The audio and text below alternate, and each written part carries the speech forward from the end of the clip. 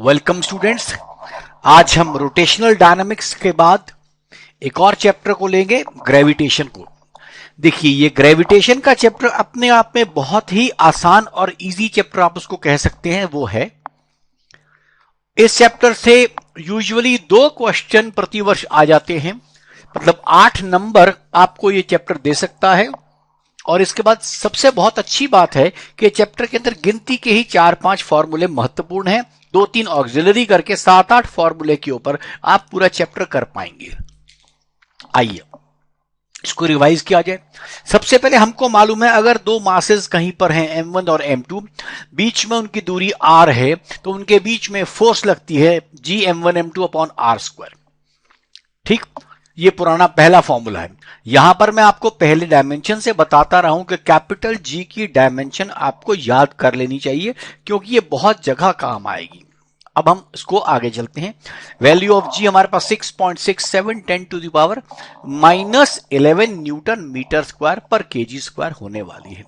और उसकी डायमेंशंस जो हैं m-1 L3 T-2 हैं। याद रखिएगा, डायमेंशन आपको कभी भी नहीं दी जाएंगी, लेकिन कैपिटल जी की वैल्यू बहुत जगहों पे, बहुत से क्वेश्चन में अपने आप कैंसिल हो जाएगी। तो इस वैल्यू को आप ध्यान दीजिएगा, नॉर्मली ये वैल्यू कट जाएगी, अगर नहीं होगी तो आपको ये वैल्यू दी जाएगी। अब हम बात करते हैं कुछ स्पेशल चीजें इस फोर्सेस की जो थ्योरेटिकल क्वेश्चन में काम आ सकती हैं। पहली बात, they are long range and always attractive force. ये एक बहुत बड़ा डिफरेंस है इस फोर्स में, ग्रेविटेशन की फोर्स में और इलेक्ट्रोस्टैटिक की फोर्स में। इलेक्ट्रोस्टैटिक की फोर्स भी लॉन्ग रेंज होती है, परंतु उसमें attractive as well as repulsive होती है। ग्रेविटेशन की फोर्स ओनली अट्रैक्टिव होगी, तो ये पहला फर्क होता है। दूसरा फर्क देखिए, these are independent of the medium between the bodies. ये भी ग्रेविटेशन और इलेक्ट्रोस्टैटिक्स की फोर्सेस में एक बहुत बड़ा डिफरेंस है कि इलेक्ट्रोस्टैटिक्स की फोर्सेस जितनी भी होंगी वो बीच के मीडियम पर डिपेंड करती हैं, जिसको आप परमिटिविटी कहते हैं। परंतु जो हमारे पास ग्रेविटेशनल पुल है, ये बीच के मीडियम पर डिपेंड नहीं करता। तीसरा पॉइंट है, they are conservative forces. Conservative forces का मतलब ये हो गया कि 2 पॉइंट के बीच में किया गया काम कभी भी पाथ पर डिपेंड नहीं होगा। इसका यह मतलब हुआ, ग्रेविटेशनल जो है, कभी भी ग्रेविटेशन के क्वेश्चन में यदि आपको पाथ दिया जाए कि ए से बी में गए, बी से सी में गए, आपने सिर्फ एक बात का ध्यान देना, बॉडी शुरू में कहां थी और आखिर में कहां थी। स्टार्टिंग पर बॉडी जिस पॉइंट पर थी और लास्ट में जिस पॉइंट पर थी। आपकी इंपॉर्टेंस के केवल और केवल वो 2 पॉइंट्स हैं, बीच के पॉइंट्स कभी भी इंपॉर्टेंट नहीं है। चौथा थ्योरेटिकल पॉइंट है कि ये सब कंजर्वेटिव फोर्सेस है, परंतु इस वर्ड का या इस चीज का हमारे लिए बहुत बड़ा इंपैक्ट नहीं होता कि conservative they are central forces हैं। सेंट्रल का मतलब जो दोनों के सेंटर के अलोंग काम करती हैं। आइए इसके बाद, एक्सेलरेशन ड्यू टू ग्रेविटी जो हमारे पास होता है, एक बॉडी को अर्थ किस जोर से खींचती है, वही एक्सेलरेशन ड्यू टू ग्रेविटी का बेसिक फंडामेंटल है। हमारा मास हर प्लैनेट पे हर जगह सेम होता है, बिकॉज वो मास कंटेंट होता है, परंतु अर्थ जितनी जोर से खींचती है उसका नाम mg होता है। तो याद रखिएगा पहली बात कि mg m1 m2 upon r square हमारे पास है और वही mg के बराबर है। इसका मतलब स्मॉल m का मास आपने अर्थ के ऊपर कहीं r डिस्टेंस पे रखा गया। यूजुअली हम लोग ज्यादातर बड़े r को सेंटर ऑफ अर्थ से लेकर रेडियस तक की कल्पना में बड़ा r लिखते हैं, और कोई भी r हो उसको छोटा r लिखेंगे। ये नॉर्मली लिखा जाता है, पर यहां से आपको पता लग गया एक्सेलरेशन ड्यू टू ग्रेविटी का formula G M upon R square है। जी यूनिवर्सल कांस्टेंट है, मास m अर्थ का है और r हमारे पास अर्थ का रेडियस है। अब ये फॉर्मूला कहां कहां काम आएगा आपको ये भी बताता चलूं मैं कि कई बार क्वेश्चन होगा, हमारे पास एक और प्लैनेट है जिसका मास दुगना है, रेडियस 4 गुना है, वगैरह वगैरह। दूसरे प्लैनेट का मास और रेडियस का रेशो दे दिया जाएगा, उससे आपको ये निकालना पड़ेगा। तो उस समय ये फॉर्मूला आपके काम का आएगा। दूसरा फॉर्मूला बहुत बार काम आता है कि जहां पर हमारे पास हर चीज डेंसिटी की फॉर्म में दे दी जाए, मतलब आपको बता दिया जाएगा एक और प्लैनेट है जिसकी डेंसिटी अर्थ के कंपैरिजन में इतनी है, तो डेंसिटी पर क्या हमारा काम होने वाला है उसको देखिए। हम लोग अर्थ को एक परफेक्ट स्फीयर मानते हैं और उसकी डेंसिटी यूनिफॉर्म है। ये हालांकि है नहीं, पर इसको लिया जाता है। इस वजह से जी का फॉर्मूला डेंसिटी की टर्म में भी आ जाता है 4 pi capital G R upon 3 into rho. ये मैंने आपके सामने सॉल्व करके बता दिया, पर आपको फाइनल आंसर ही आपको याद होना चाहिए। तो ये जी और रेडियस और जब डेंसिटी दी हो तब का फॉर्मूला, और पहले वाला formula G M by R square जब मास दिया हो। अब हमारे पास अर्थ का मास किस तरह कैलकुलेट किया जाएगा? G M by R square में अगर आपने एक बार स्मॉल जी निकाल लिया तो अर्थ का मास निकाल सकते हैं आप। इसी प्रकार अर्थ की डेंसिटी का फॉर्मूला आपके पास है 3g upon 4 pi ji are. ये बाद के जो नीचे के दो फॉर्मूले हैं ये कम इस्तेमाल होने वाले हैं, परंतु gravity in terms of mass gm by R square और दूसरा इन टर्म्स ऑफ डेंसिटी है, ये बहुत जरूरी है। एक बात मैं आपको फिर यहां पर याद कराता चलूं कि बहुत बार हमें कैपिटल जी की वैल्यू नहीं रखनी पड़ेगी, वो कैपिटल जी बार बार हमसे कट जाएगा, इसलिए फॉर्मूले में सीधा वैल्यूज पुट करने की मत कीजिएगा। अगर क्वेश्चन कंपैरिजन का है तो यूजुअली उसमें जो दूसरी चीजें दी गई हैं वो कैंसिल हो जाएंगी। आइए अब हमारे पास आता है स्मॉल जी, हम कहते हैं acceleration due to gravity at the sea level. तो मतलब सी लेवल से आप ऊपर जाएंगे या नीचे जाएंगे, आपकी एक्सेलरेशन ड्यू टू ग्रेविटी बदल जाएगी। तो इस वजह से कितना बदलेगी उसकी बात करते हैं। पहला फॉर्मूला निकालते हैं, height h above earth surface. जब आप अर्थ से ऊपर जाएंगे तब हमारा फॉर्मूला क्या हो जाएगा ये देख सकते हैं आप, क्योंकि मास सेम था, मैंने बताया था कैपिटल जी कट जाएगा और ये फॉर्मूला मेरे पास आ गया। ये फॉर्मूला मेरा तब है जब आपके पास कोई भी हाइट दी हो, कोई भी रेडियस दिया हो, आपके पास ये फॉर्मूला लग जाएगा। परंतु इसका एक दूसरा मॉडल आता है जो ये आता है 1 माइनस 2h बाय आर। ये केवल और केवल तभी एप्लीकेबल है जब h की वैल्यू r के 5% से कम हो। अब आपको मोटा मोटी समझना हो कि r के 5% से कम हमको क्या लेना है, तो समझ लीजिए लगभग 500 किलोमीटर, जब तक हाइट हमारे पास 500 किलोमीटर से कम है तब तक आप ये फॉर्मूला इस्तेमाल कर सकते हैं।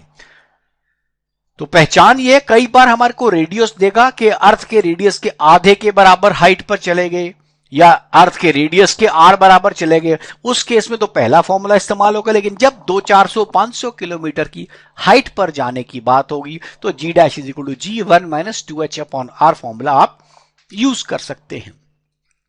अब आइए अब डेप्थ में जा रहे हैं। देखिए डेप्थ में हमारे पास फिर से वही एजम्पशन है कि अर्थ एक परफेक्ट स्फीयर है यूनिफॉर्म डेंसिटी का। हम इसी बेसिस पे अर्थ की डेप्थ की बात करते हैं। तो डेप्थ में हमारे पास फॉर्मूला आता है g1 minus D by R. Height में 1 माइनस 2h बाय आर है और डेप्थ में 1 माइनस डी बाय आर है, इसको आप ध्यान रखिएगा, दोनों में फर्क। उसके बाद ये क्या बताता है कि धीरे धीरे अर्थ की डेंसिटी जब d इक्वल्स टू आर रख देंगे, सॉरी डेप्थ जब आप d इक्वल्स टू आर रखेंगे तो अर्थ के अंदर का हमारी ग्रेविटेशनल पुल 0 है।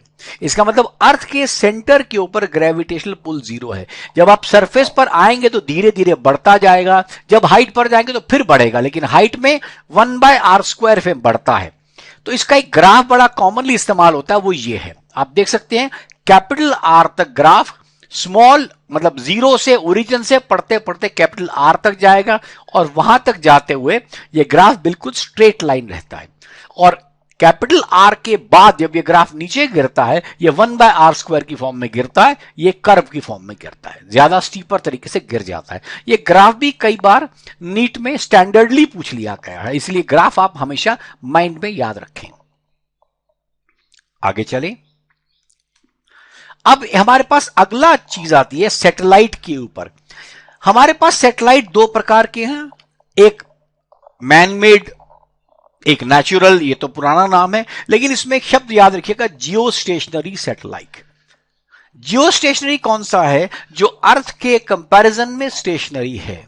इसका मतलब जो जियो स्टेशनरी सैटेलाइट होगा उसमें दो प्रॉपर्टी होनी चाहिए। पहली प्रॉपर्टी तो यह है उसका टाइम पीरियड भी अर्थ के बराबर होना है। पहली प्रॉपर्टी समझ गए आप।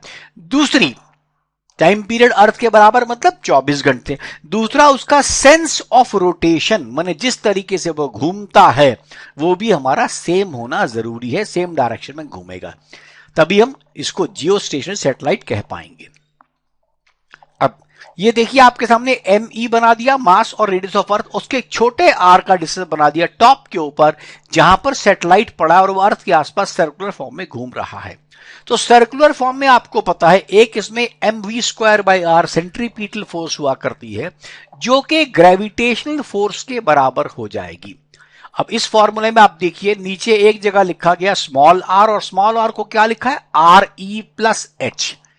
तो कई बार RE+H लिखा होगा जहां पर हाइट जो है h अर्थ के रेडियस से ऊपर है, लेकिन पूरी दूरी को स्मॉल r के फॉर्म में बता दिया जाता है जैसे मैंने आपको अभी बताया था। अब मास ऑफ सैटेलाइट इंपॉर्टेंट नहीं है, देख सकते हैं दोनों साइड मास ऑफ सैटेलाइट है और वो कट जाता है।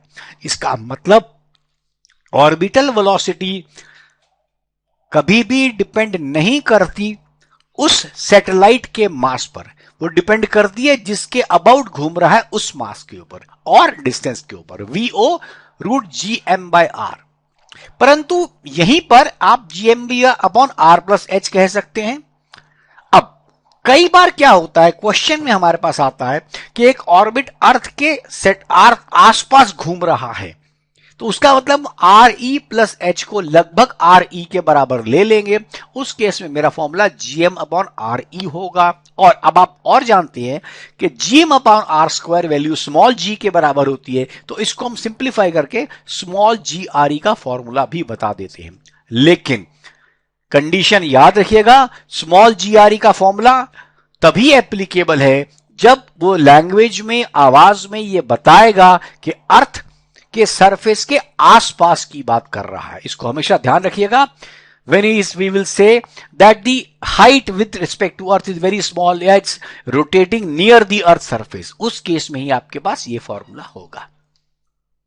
अच्छा, एक पहचान आपको और बता दूं, जिस फॉर्मूले में कोई चीज कटने वाली नहीं होगी, माने जैसे मैंने आपको बताया ज्यादातर क्वेश्चन रेशो पर आएंगे, जो कटने वाला नहीं होगा उस केस में कैपिटल G दिया होगा क्वेश्चन में, तो आपने कैपिटल G वाला फॉर्मूला इस्तेमाल करना है। जहां पर स्मॉल g दिया होगा आपने स्मॉल g में कैपिटल G को कन्वर्ट कर देना है। स्मॉल g की वैल्यू कैपिटल gm/r², जो सबसे पहले हमने पढ़ी थी। आइए फिर हमारे पास ग्रेविटेशनल पोटेंशियल एनर्जी की बात होती है। अब क्या है, जिस समय आपने अर्थ के h हाइट के ऊपर पोटेंशियल एनर्जी निकाली थी in the chapter work, power और एनर्जी, तब आपका फॉर्मूला था mgh। लेकिन अब फॉर्मूला बदल जाएगा क्योंकि अब अर्थ के परिवेश में बात करें जहां पर हाइट इतनी ज्यादा है कि स्मॉल g साथ में बदल रहा है। एक फर्क समझिएगा, जिस केस में हम ये वाला सिस्टम अप्लाई करते हैं, माने अर्थ की ग्रेविटेशनल पोटेंशियल का जो ग्रेविटेशन के चैप्टर में इस्तेमाल करते हैं, इसके अनुसार किसी बॉडी की ग्रेविटेशनल पोटेंशियल एनर्जी इंफिनिटी पर 0 होती है, जबकि mgh के प्रिंसिपल में ग्रेविटेशनल पोटेंशियल एनर्जी 0 हाइट पर, माने अर्थ के सरफेस पर 0 होती है। ये फर्क है, लेकिन दोनों में डिफरेंस बराबर सेम ही आता है। अब ग्रेविटेशनल पोटेंशियल, अब ये क्या होता है, ये आता है जिस प्रकार आपने इलेक्ट्रोस्टैटिक पोटेंशियल पढ़ा है, बिल्कुल वैसे ही कि 1 kg मास को इंफिनिटी से ग्रेविटेशनल पुल के अगेंस्ट चलते हुए हम किसी पॉइंट पर ला रहे हैं, तो उसका ग्रेविटेशनल पोटेंशियल -gm/r होता है। ध्यान रखिएगा, इलेक्ट्रोस्टैटिक में क्या था, kq/r, माइनस यहां इसके लिए है क्योंकि इसमें सिर्फ अट्रैक्टिव फोर्स होती है, बस इसकी वजह से, और -gm/r+h हो गया, क्योंकि मैंने आपसे पहले ही कहा था कि जो स्मॉल r है वो कैपिटल R+h के बराबर है। आइए, यह है ग्रेविटेशनल पोटेंशियल जो 1 kg मास को लाने में लगाया। फिर हम स्टडी करेंगे ग्रेविटेशनल पोटेंशियल एनर्जी।